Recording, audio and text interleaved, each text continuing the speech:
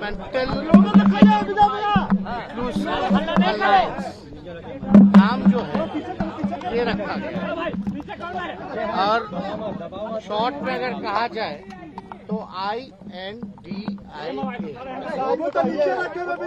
इसका साफ तौर पे हम लोग बैंगलोर में सब लोग हम लोग उपस्थित रहे, उस पर चर्चा चली कि भाई अलायंस का जो है नाम क्या रखा जाए।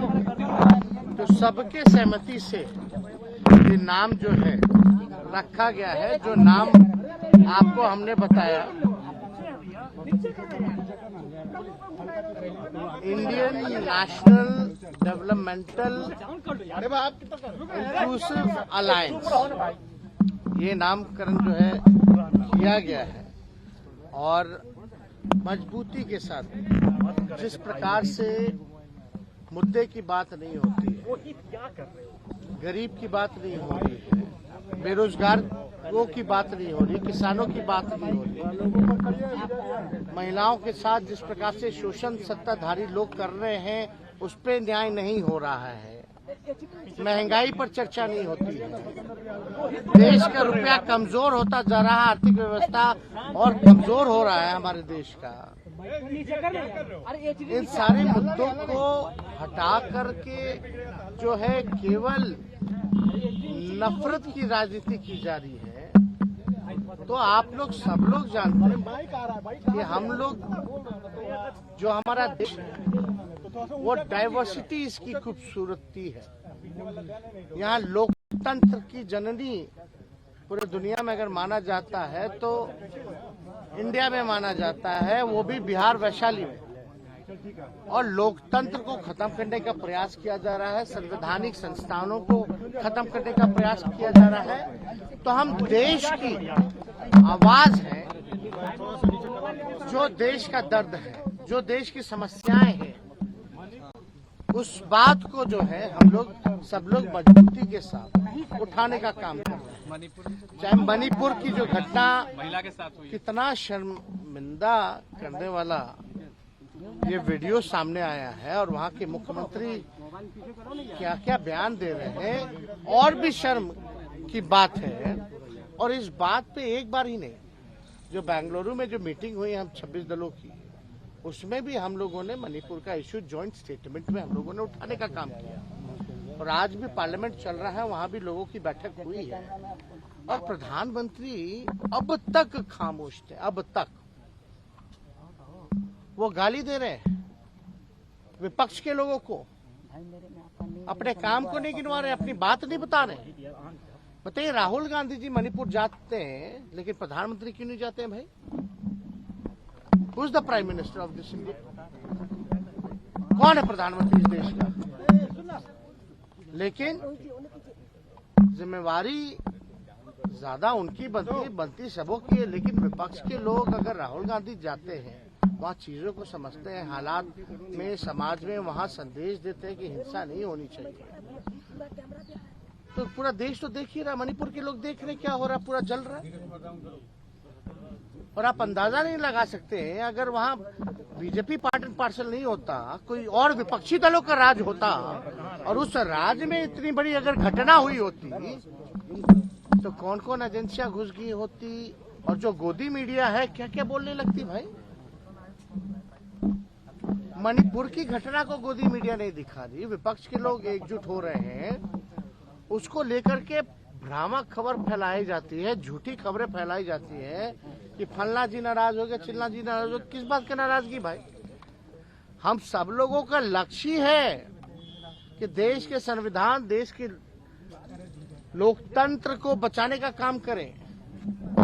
विकास की बातें होनी चाहिए, मुद्दे की बात होनी चाहिए। तो बिना वेरीफाई, बिना कुछ किए हुए कोई कुछ लिख देता, उसी के पीछे सारी खबरें चलने लगती है। सर, प्रधानमंत्री तो इसलिए तेवर लिया है मणिपुर को लेकर, कहा कि अगर सरकार से नहीं कुछ हो पाता है। कौन? Supreme court. नहीं, अब आप बताइए, अब इससे बड़ी क्या बात हो सकती है? देश का प्रधानमंत्री खामोश है, भारत सरकार चुप है और सुप्रीम कोर्ट को हस्तक्षेप करना पड़ता है, राहुल गांधी जी को जाना पड़ता है। क्या इसी दिन के लिए अच्छे दिन आएंगे? देश के अच्छे दिन आएंगे? मणिपुर देश में है कि नहीं है? ये अच्छे दिन है मोदी जी, ये बताना पड़ेगा ना मोदी जी को कि यही अच्छे दिन के लिए उनको वोट दिया गया था। तो ये तो बताएं भाई वो। सर, प्रधानमंत्री ने ओपोजिशन मीटिंग पर कहा है कि सभी जितने भ्रष्टाचारी हैं, जो परिवारवादी हैं, वो साथ आ गए हैं। देखिए 20 लाख करोड़ का घोटाला है। चिराग पासवान जी से गले लग रहे हैं, वो क्या है? अजीत पवार, गोपाल कांडा रेपिस्ट जो रहे, वो सब लोग फोटो में है। प्रफुल्ल पटेल वगैरह सब लोग फोटो में है। वो लोग क्या है, क्या थे भाई, पहले क्या थे? अब हमको रिकॉल कराने की जरूरत है। दुष्यंत चौटाला पीछे खड़े हैं, वो कौन है भाई? उनके पिता जेल में थे ना। अब वो भी तो किसी के बेटे हैं। डिप्टी सीएम किसने बनाया? अजीत पवार और दुष्यंत चौटाला को। अपने पारस जी, चिराग पासवान, ये परिवारवाद नहीं है। किस बात के बारे में बात है? तो ये देखिए, इनकी राजनीति जो है अब खत्म होने वाली है। देश की जनता बेवकूफ नहीं है, देश की जनता सब देख रही है। हम तो काम की बात कर रहे हैं ना। अरे आप बताओ ना, आपने देश के लिए क्या किया? मणिपुर में तो क्या हालात हो गए, उसी हिसाब से पूरे देश का जो हालात है, घोषित इमरजेंसी लागू है। सारी संवैधानिक संस्थाओं से लेकर के जितना इंस्टीट्यूशन है, सबको बर्बाद कर दिया गया। सब चीज प्राइवेटाइज किया जा रहा, तो घोटाला नहीं हो रहा है क्या? ठीक ही कहा ना अखिलेश जी ने कि भाई नोटबंदी जो था देश का सबसे बड़ा घोटाला था। 2000 का नोट कौन लाया? 2000 नोट को कौन गायब किया? उस बीच में बीजेपी जो है, देश का एक जिला बता दो जहां बीजेपी का दफ्तर ना बना हो। कहां से आया पैसा? कौन दे रहा है पैसा? तो इन सब चीजों पे बेकार की बातें नहीं, सकारात्मक बातें होनी चाहिए। लेकिन उनका तो काम ही है नफरत की राजनीति करना। क्या सर लगता है 2024 का रिजल्ट क्या होगा? क्या सर लगता है सर? 2024 का रिजल्ट क्या इंडिया पसंद कर रहा है आपको? क्योंकि इंडिया की बैठक हुई थी। देखिए, हम सब लोग मजबूती के साथ एक हैं। किसी ने कल्पना नहीं की होगी, ये भाजपा वाले भी नहीं सोचे होंगे कि ये लोग एक होंगे। एक हो गए। अगली बैठक बॉम्बे में है, और भी निर्णय हो जाएगा। जब समय बलवान है, गद्दी पे कोई परमानेंट बैठा हुआ नहीं रहता है। जो आता है वो जाता है, जो जन्म लेता है वो उसकी मृत्यु होती है। तो सत्ता में भी जो लोग आए हैं उनको जाना तय है। तो इसलिए घमंड में नहीं रहना।